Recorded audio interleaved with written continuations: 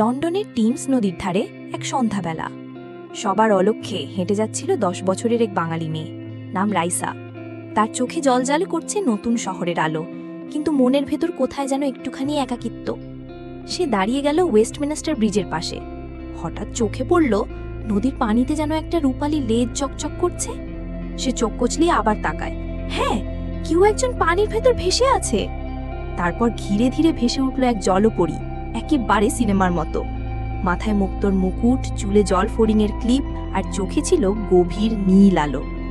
জলপরী হেসে বলল, আমি টিমস নদীর পাহারাদার। অনেক বছর ধরে লন্ডন শহরের ইতিহাস আমি দেখেছি, কিন্তু আজ তোমাকে দেখে মনে হচ্ছে তোমার মন ভারী। রাইসা বলল, আমি নতুন এসেছি এই শহরে, স্কুলে এখনো কেউ বন্ধু হয়নি। জলপরী বলল, তাহলে শোনো, শহরের আলো যতই বড় হোক, আসল জ্যোতি থাকে ভালোবাসায়। আমি তোমায় একটা বিশেষ ঝিনুক দিচ্ছি। এটা যখন খোলো, তখন তোমার পাশে এক সত্যিকারের বন্ধু এসে দাঁড়াবে।